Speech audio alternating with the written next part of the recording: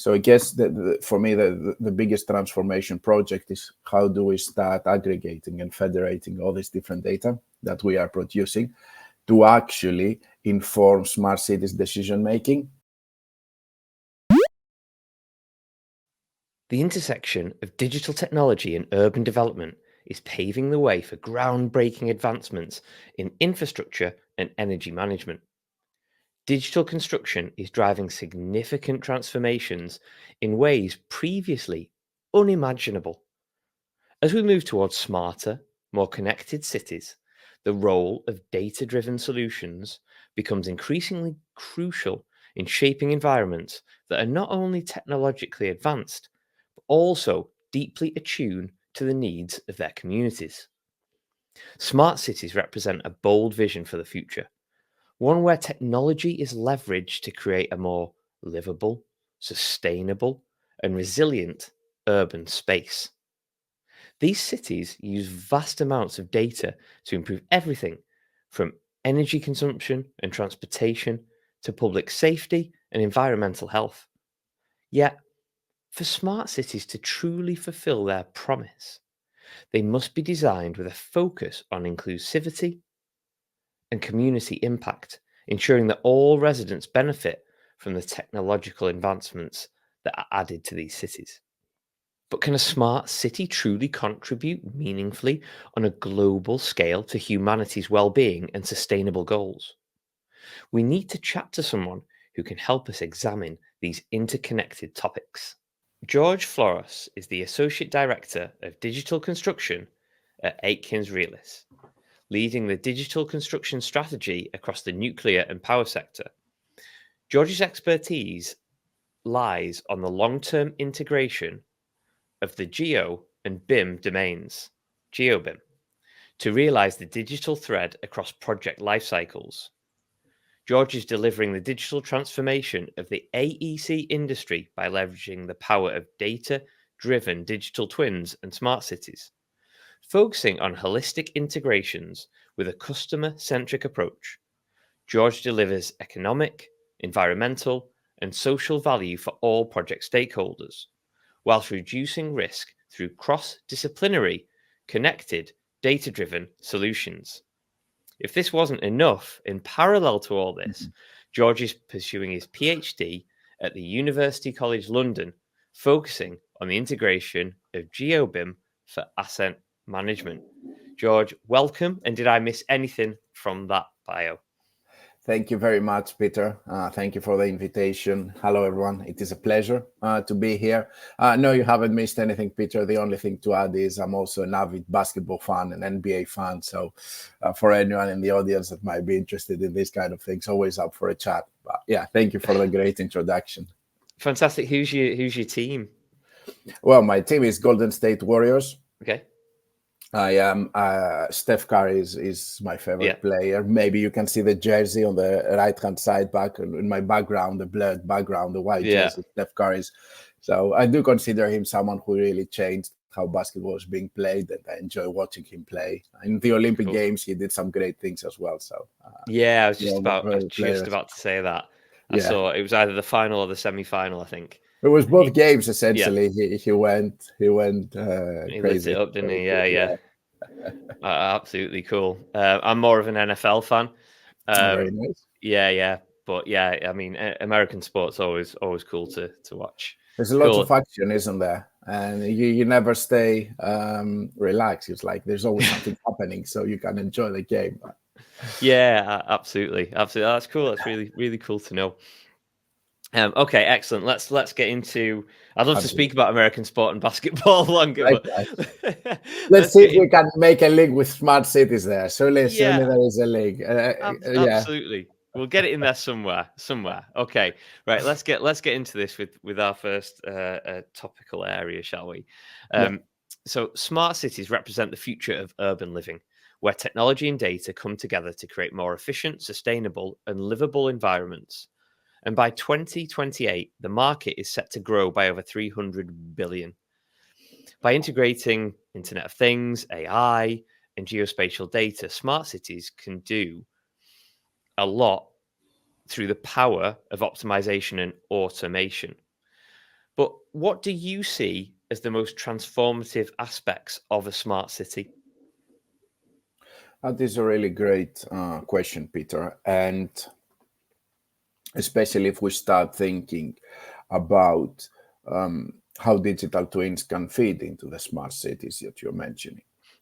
Even if we look at it, like from an hierarchical perspective, because I really appreciate what you said around data-driven smart cities, right? So for me, what a smart city is, it allows you to make better decisions. It operates better for its citizens based on good quality, high quality data. And the AEC sector, AECO, architecture, engineering, construction, owner operator sector, is typically responsible for producing a lot of this data, right? If I were to make a guess, I would hazard like more than 70 or 80% of this data. And we talk about the digitalization of our AECO industry and the role of digital twins and how, like we are looking to move to intelligent buildings, intelligent infrastructure, intelligent energy, and so on and so forth. This all means data behind the scenes. So to answer your question about the transformative part of a smart city for me is how we will be able to start utilizing all these different data that constitute siloed digital twins. Even though we talk a lot about interoperability, an a digital twin in the electric sector is separated to a digital twin in the transportation sector, which is separated to a digital twin of a building. So I guess for me, the biggest transformation project is how do we start aggregating and federating all this different data that we are producing to actually inform smart cities decision-making and make this data accessible to people, to stakeholders that are responsible for making these decisions about how to improve the energy efficiency of a smart city, how to improve the transportation systems of a smart city, how to improve the health and safety aspects, how to improve water management and resource management, how to improve sustainable and urban planning. These are all applications of smart cities that will have a massive impact to the communities.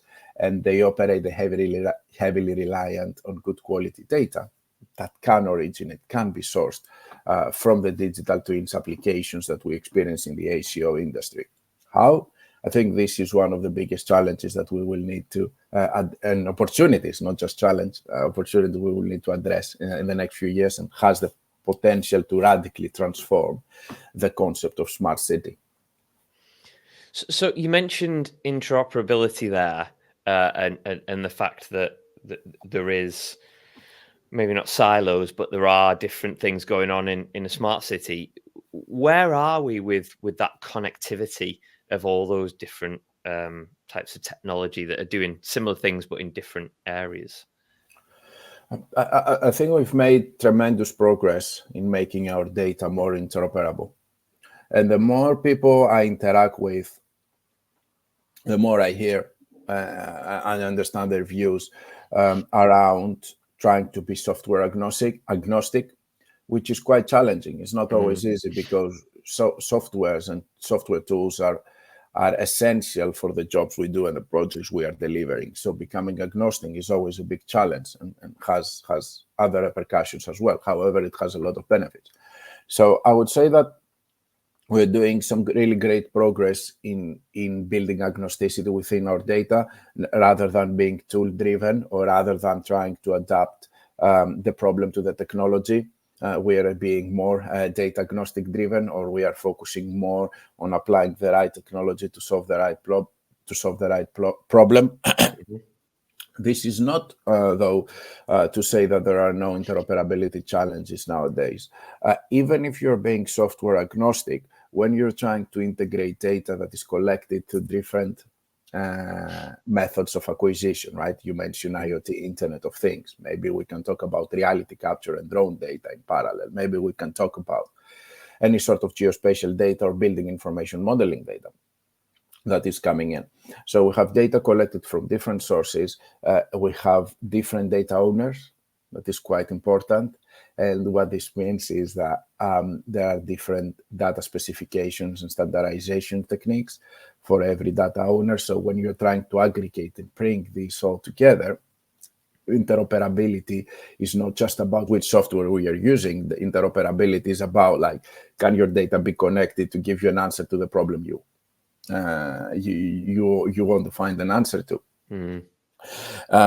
And what this really means is that a lot of the times we need to think about a top-down strategy. So it is quite important to be use case driven. So start thinking with the end in mind. The approach of, have a data here, what can I do with it? Let's experiment. It's really good, and a lot of the time leads to good innovation. But also, if you approach it from a problem perspective and start working backwards, and then let's say, for example, in a smart city is typically, in the operation maintenance stage, if we want to call it like that, of the project life cycle, even though you can have multiple stages within a smart city. But let's say we're looking operation maintenance stage.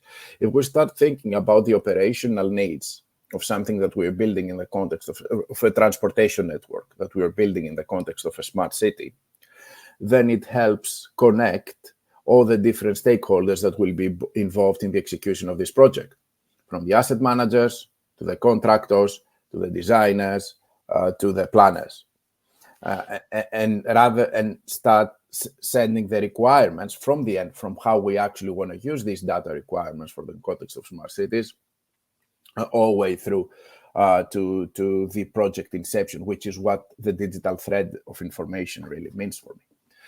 So I'd say this is quite key, being able to think with the end in mind, and being able to link the requirements of the operational requirements of assets with how these assets are being designed and are being built and are being planned, is an extremely important factor to leverage the smart cities potential. Excellent. So I just want to move the conversation on a little bit to the impact this can potentially have. And the success of a smart city hinges not only on technological advancements, but how those advancements actually impact communities, the communities they're designed to serve, ensuring that residents benefit from the investments that are being made. A study back in 2020 revealed that 73% of people living in smart cities state they are happier with their quality of life regarding health factors such as air quality. So it shows it's working. How can smart city developments be structured to ensure they deliver meaningful benefits for communities? That is a really interesting question, Peter, and it reminds me one of the primary reasons why I decided to become an engineer, because my background is in engineering, even though I decided to pursue the digital aspect of technologies. I remember at university, one of the things our professors were telling us, right? As engineers, we have a responsibility, right? And I'm sure this applies to most professions when it comes to engineering. Like, you need to be mindful of the people you're building these things for, right? So this is quite an important principle that also smart city tends to serve, and this is also why why I'm quite passionate about this. I think it's particularly important, if not of the utmost importance, to make sure that whatever it is that you're doing from a smart city perspective, it aligns with citizen needs and requirements and benefits directly and foremost. And at this point, like, I've been looking at the Geospatial Commission UK strategy, right? Geospatial strategy, which starts adopting a lot of these smart city principles, whether it is mapping of EV charging stations, whether it is mapping of national underground asset infrastructure. That all these initiatives have a direct impact on people's life, whether this is minimizing and reducing energy waste, this is improving transportation from point A to point B, whether this is improving health and safety and reducing potential accidents on site.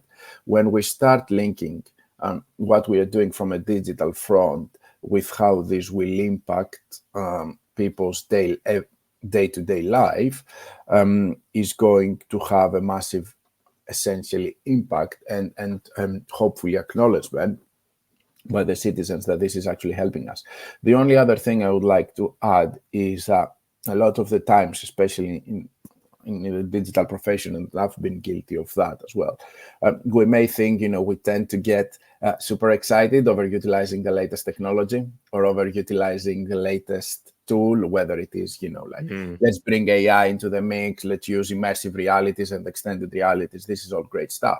And sometimes, there's the excitement of the profession that let's do it for us, let's see what is possible.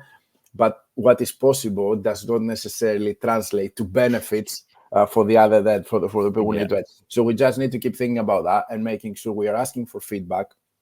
We're having the right levels of engagement before we start on and crack doing something. We reach out, we understand the problem, we build something, we create a strategy, we bring stakeholders on board, we send it over for feedback, and then we move to execution, implementation, and rollout. There is a need for consultation, let's say, if I think this is a good word, before proceeding in rolling out initiatives to different stakeholders, because this helps a lot with engagement, the outreach, and eventually the adoption piece of smart cities. Yeah, for sure, because a lot of things that you mentioned could almost go unnoticed unless they're highlighted. So the health benefits, the infrastructure, the travel, shorter or smarter routes and things like that, it could easily go unnoticed because it's things we kind of take for granted or are just in the background while we go on with our busy lives. So having that dialogue is critical for not only to benefit the people that are going to live there, but for that awareness that things are working. 100%, Peter. Absolutely. Okay, so we've spoken about smart cities in a few guises, and just want to move on to net zero and the linkage there. So most of the world is striving to achieve a net zero targets, and smart cities offer huge promise to reduce carbon emissions and promote sustainability. By leveraging advanced technologies within building and infrastructure, smart cities have the potential to contribute globally, with McKinsey stating that the built environment has the potential to reduce emissions by more than 50%. However, there is still a large investment, planning, development, retrofitting, and the actual cost of running to make this a reality within any city, and this takes a lot of time to implement. So the question here really is, can smart cities actually contribute to net zero targets with all this investment and planning and time that it takes to actually build and develop them? 100%. Okay. They can and they should contribute to net zero targets. It's not just when we're looking at the benefits of digitalization or we're looking at the impact of digital transformation. It's not just economical. It's equal importance is the environmental aspect as well. So just to mention a few examples, and I remember I was looking into this a few years ago when I was exploring the potential of smart cities for the AC industry. There is a number of applications where smart cities can help us drive progress towards net zero targets, starting from how we can manage our energy demands as a city more efficiently and more accurately, whether it is through the use of smart grids to optimize energy distribution across an area, or through energy efficient buildings, as you mentioned, and the use of IoT sensors and real-time data to monitor the building's environmental performance. These are two great examples of how, we can help optimize our energy use. Obviously, then in the stages of planning, of urban planning, we have the ability to map and understand better where there are opportunities for green infrastructure that can help absorb and reduce CO2. And also, I remember I was looking at it when I was studying at UCL, how we can create or promote more mixed-use development. So it's not just a residential development or a commercial development, but becomes more mixed use, which eventually reduces the need for long commuting, or encourages walking, cycling, and different ways of transportation. Obviously, there are other aspects around the integration of renewable energies and how we can utilize solar and wind powers better. Smart transportation systems, such as the use of electric vehicles that I think we see at the global scale nowadays.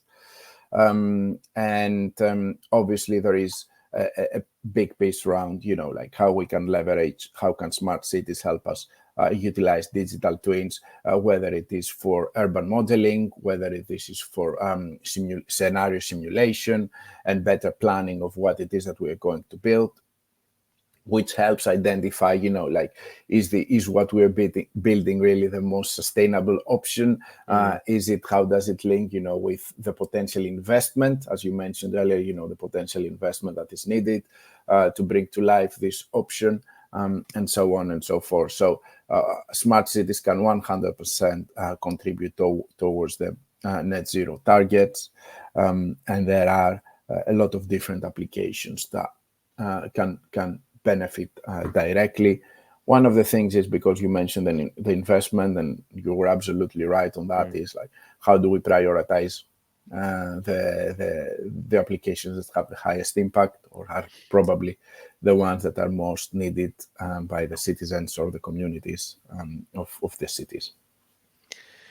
So staying on that topic then, with all the rapid advancements of digital tech, and the utilization in more cities and more advanced technology,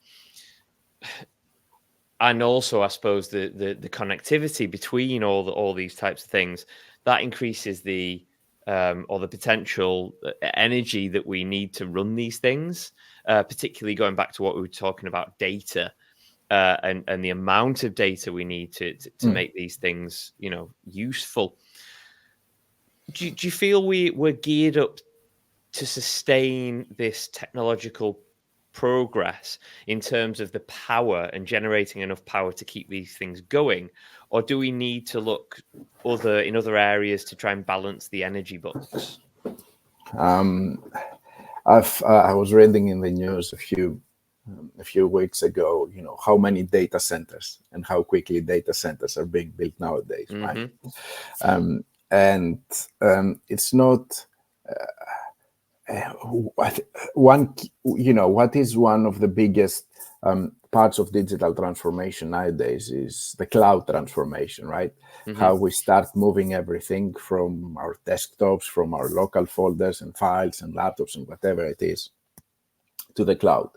For people that may not necessarily, like, have visibility of what the cloud is, that is still a computer, right? It's just hosted elsewhere. And this really means that it's not just on the clouds flying on the air and there is no energy requirements needed behind it. On the contrary, there are huge energy requirements needed behind them. And then we are also seeing the need of powering and utilizing AI tools, right? The need of replacing desktop GPUs and CPUs with virtual GPUs and CPUs in order to reduce the cost of equipment, but also increase the bandwidth of the capability that we can do. And this is happening at the global level, right? All of this transformation is linked and directly associated with huge increase in energy requirements, as you mentioned, Peter. It's producing data, it's collecting data, it is managing data, it is analyzing data, it is storing data. If we want our smart cities to be data-driven, we need to make sure we have enough power to maintain and evolve and analyze and utilize all the data that is being collected. So you're spot on there. And the thing at the global level, this is something that is slowly being realized, and is encouraging governments and is encouraging countries to start thinking a bit more widely when it comes how they are looking to power this to power this demand, essentially to address this power demand. One of the biggest and most promising, and actually this is something that is happening across Canada, is happening across the UK, is the nuclear energy. This is and the use of small modular reactors to help drive this energy demand. So I do believe that we are going to see this increase way more in the next few years, and in order to meet the requirements for data-driven that enables smart cities. Okay, that's really interesting. It leads me very nicely onto my final question, which is linked more towards what you're currently doing in nuclear, really, but it is more focused on that particular area. So the intersection of digital technology and nuclear energy presents unique opportunities, as you've just spoken about, and challenges, particularly in the area of construction, operation, and decommissioning. Indeed. Digital solutions can enhance safety, efficiency, cost effectiveness of nuclear projects, from the initial design to the end of life cycle. A key observation from a letter report by the US Nuclear Regulatory Commission found that digital twins have proven benefits that include increased operational efficiency, enhanced safety and reliability, reduced errors, faster information sharing, and better predictions. So, looking towards the future, really, how are you seeing digital technology being deployed for good use in this sector? I would echo, or I would repeat some of the benefits you mentioned. I'll provide a few more examples. Please. A few more examples. So, first and foremost, right, health and safety in nuclear reactors, nuclear projects by nature, they're very, very, very safe. So we need to constantly thinking about, and they have very strict requirements. So we need to constantly be thinking about how our data and the digital twins that we are creating align with these requirements, and building and managing high quality data is key. By having, for example, utilizing digital twin technology, what we are able to do is create a virtual model of a nuclear facility. And what this does, it allows the engineering teams to simulate different decommissioning processes and scenarios in a risk-free environment. And this helps us, with the early identification of any potential challenges, how we can optimize workflows and make sure that we are aligning and continuously improving safety protocols. There is another aspect that is one of my personal favorites, which is around the use of data analytics and machine learning to support with predictive maintenance and preempt failure of equipment. Because when we are able, to create these digital twins that represent, that simulate behaviors, their data rich. So this means you can actually utilize the intelligence behind the graphical information that you're showing. We are able to analyze data from equipment sensors to predict when machinery might fail. And this essentially allows proactive maintenance and obviously reduces the downtime during decommission. There's obviously the use of extended realities and how we can create and provide immersive training environments for all the different construction and decommissioning personnel, Peter. So that way we're allowing them to practice procedures and emergency responses without actually being on site, physically on site, being exposed to site conditions. And then the last one that I mentioned operational efficiency, we mentioned health and safety, we mentioned scenario planning and simulations.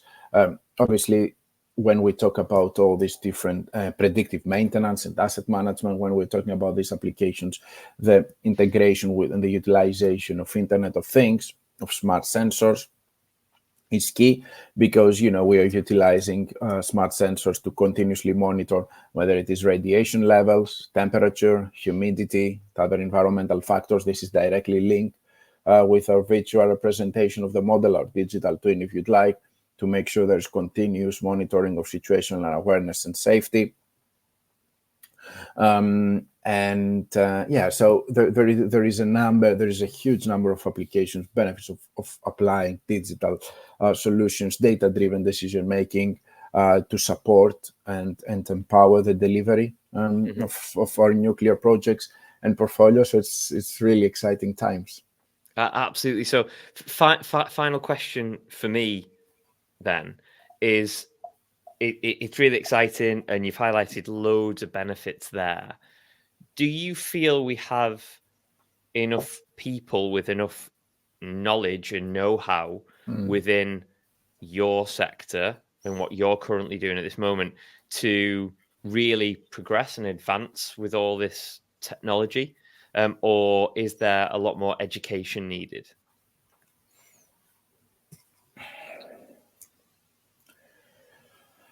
That is a difficult one, because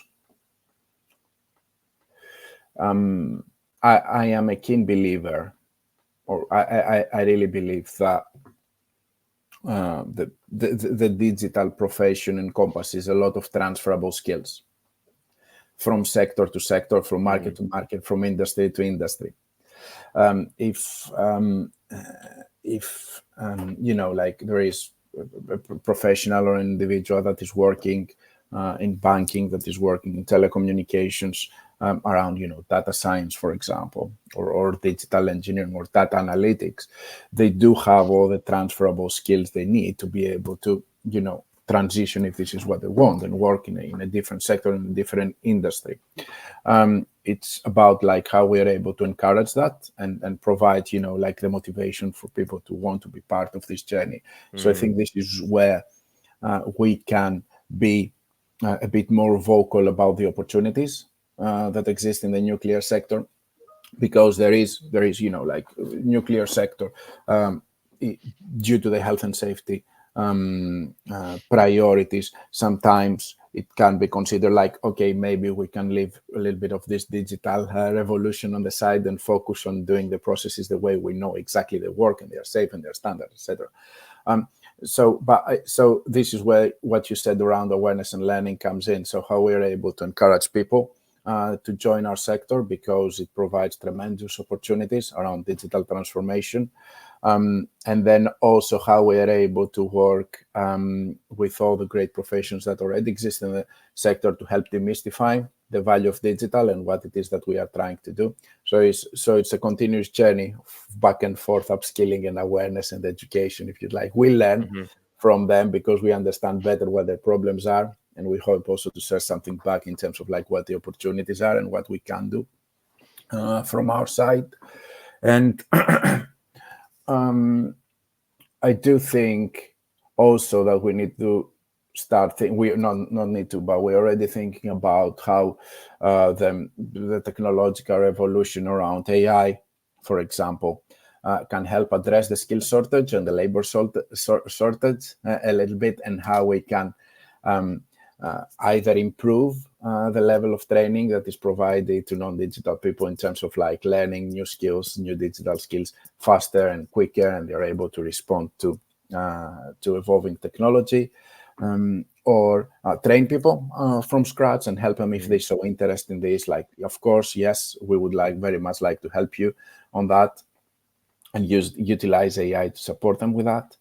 And yeah, I think the most important thing for me is to continuously communicate, something I realize as well, because I have not, my career, so far has been mostly around infrastructure assets and the built environment. But then when I joined the sector, I realized how exciting and, how many different opportunities there are to implement digital technologies, digital twins, within this sector, especially when it comes to the integration part with Internet of Things, with real-time data, with reality captured data. This is extremely useful for the project team. So I think there's a lot of exciting stuff that people will be able to do when they join the sector. Nice, fantastic. That's great. George, thank you so much for your time. It's been and imparting your knowledge. It's been an absolute pleasure talking to you today. Thank you so much for joining me. Likewise, Peter. Thank you for the invite. We didn't have a chance to talk about NFL or NBA there, but I'm sure maybe in another podcast. But I would like very much to thank you for the invitation. I really enjoyed our conversation, and thank you to the audience and everyone who's listening to this as well.